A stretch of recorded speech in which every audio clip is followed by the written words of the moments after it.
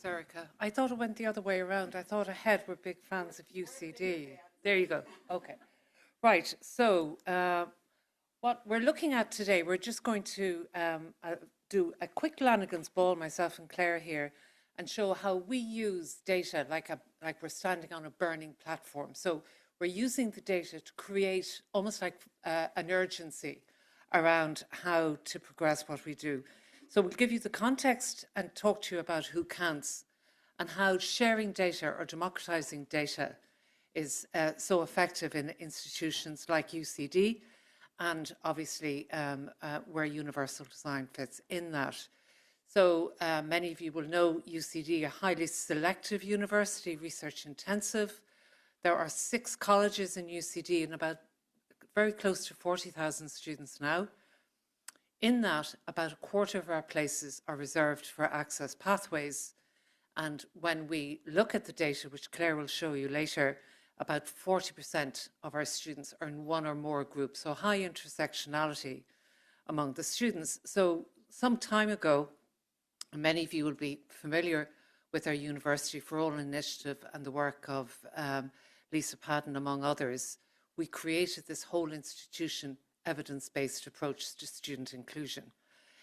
So systemic change for us is the way to weave inclusion. I think that was very evident with Dara's address this morning and Louise's.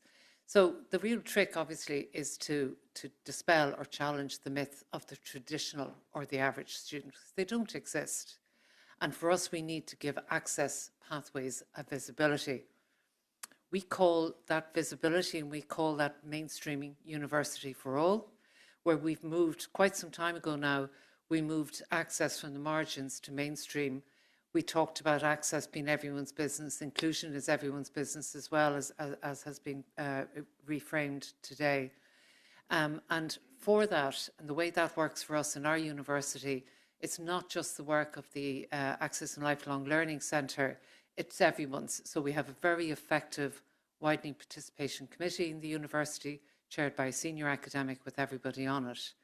And critically, and again, Lisa Padden and Daniel Elliott would have presented on this, we know that the University for All strategy is taking hold, because 78.5% of a significant cohort of students said they're now aware of our strategy, which is important.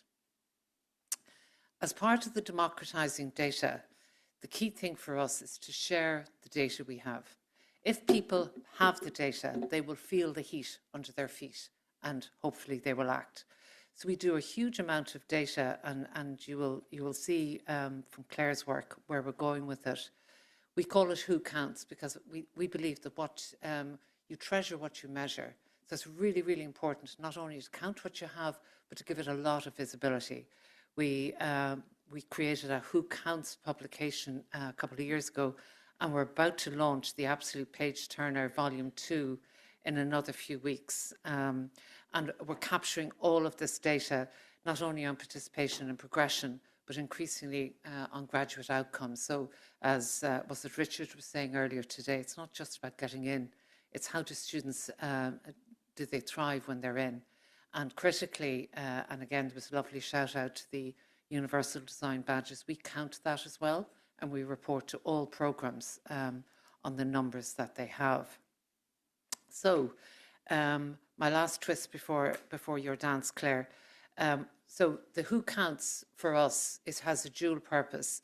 This is one of the many publications that is on our website. We have a public-facing report where we talk about UCD-wide data, and we give some program-specific data, and that's very useful for policymakers and for all sorts of people who are interested in access, in widening participation, and where we're going with it.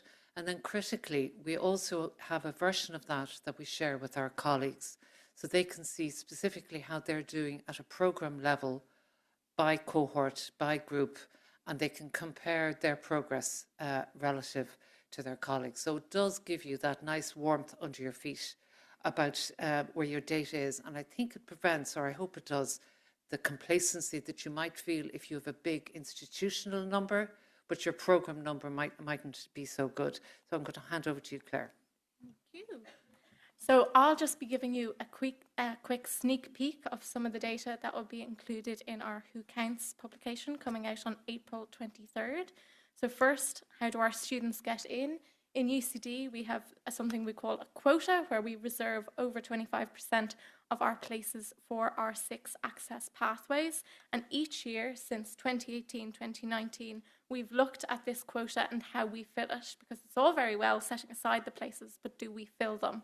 And in this graph, you can see the blue is our access accepts, that is the students accepting the places we've reserved for them. The green is the access returns, those offered to access students if they're there, and they don't take those places up. And then our navy is the rest of our EU entrants. And so we see year on year our access acceptances are growing, which is wonderful to see, and our returns are hopefully decreasing. That's the aim.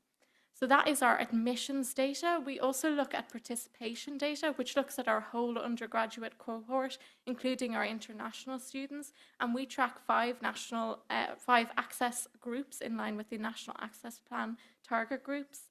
You can see our disability students, our students with disabilities are a key part of our student population. Almost 20% of our undergrads have disclosed a disability to us.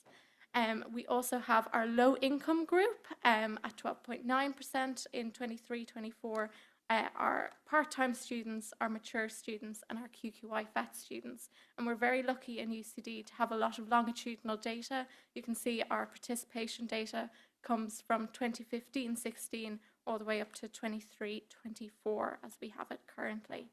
And part of democratizing data even is providing multiple means of explaining that data story, so as many people can understand it as possible. So a different way of seeing this line graph is as a village of 100 people. So if we look at our undergraduate population as 100 people, 19 of them would have a disability, 4 of them would come through the QQI FET pathway, 13 of them would have low income status, 6 would be mature students, and 9 would be part-time students. So this is just one of the ways we share our data in UCD to ensure that all our colleagues can fully use this data themselves, because that is the key mission we are trying to achieve. Who Counts 2026 has expanded. We've gotten more data. This particular graph shows commuting patterns of our students, particularly by access group. And you can see our undergraduates at the top, about a quarter of them are commuting 0 to 15 minutes each morning. They're probably the lucky ones who get to live on campus, all the way up to 13.5% of them commuting 90 minutes or more. But when you start looking at our access group, the access groups, the story changes a lot. We can see over a quarter of our low-income students, of our mature students, and of our QQI FET students are commuting over 90 minutes every morning. And this is just the morning, so they have to do it all over again that evening. And so this is like really wonderful data that will provide us progress in how we support these students. And this is built on our Equal Access Survey data. As Barbara said, we also do like to count our badges. So currently we have the 2 national digital badges that you'd be familiar with, the teaching and learning. We have 636 of those. And beyond the classroom, we have 152. We also have a 1-hour digital badge, an introduction to universal design for our colleagues in UCD. And it's great to see 527 and counting have completed that training. And we're also very happy to have 36 facilitators helping us roll out the badges each year. So I'll hand back to Barbara for our so what of Who Counts. Thanks, Claire. And I think within the badges, we haven't mentioned that, but Kathy Orr and my University for All colleagues have another gorgeous digital badge in the mix, which is really going to add to the sector, and it's a national sector-wide collaboration. So for us, the kind of the so what from Who Counts is it's really drawing a light on disaggregating the overall student population. If you look at data from UCD, we look like we're doing exceptionally well at participation. So we're really concerned about not becoming complacent. So we've changed the KPI from participation, which is going really well, to new entrant. So the new entrants, we'll be counting those from now on, and that's a very welcome initiative from our senior leadership.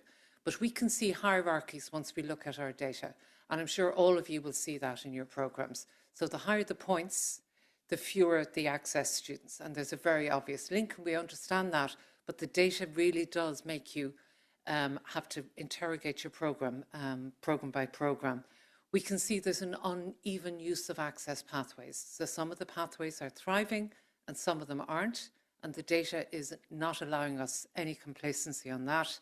We can see an increasingly intersectional access population. So we know that there's much more tailored support needed. So when we talk about the ratios of access support professionals and students in need of support, we can see that universal design is one of the many solutions we need for that. And we can also see the significant resources still required for one-to-one adjustments.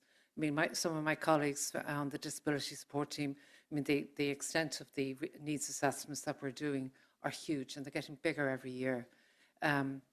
So we know that the universal design, we have a great take-up, but so much more needs to be done. So really, I suppose the message for us always as a team in access and lifelong learning is we can't be complacent.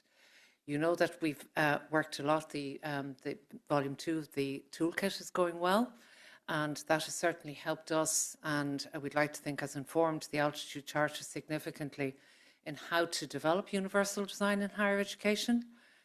And then we also know that how and why it's worked. For us, data has moved us from storytelling. It has moved us from motherhood and apple pie. It is really showing the evidence that we all need. And the other thing that's worked exceptionally well in our university has been a university-wide committee where people are accountable when they show up. They're having to report, they're having to have action plans.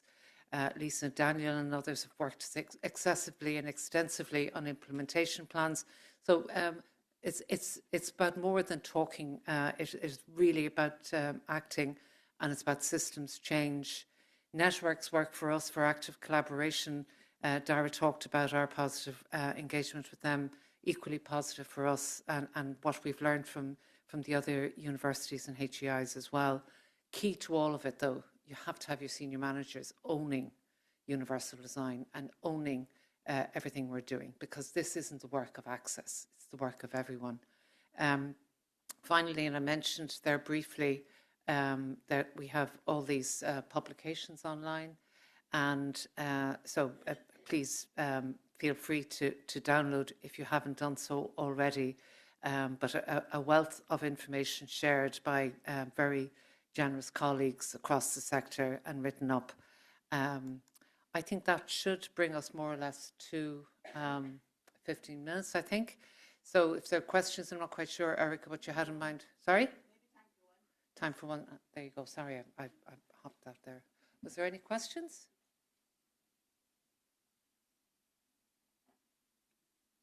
No? All right, that's us, Erica. Thanks very much.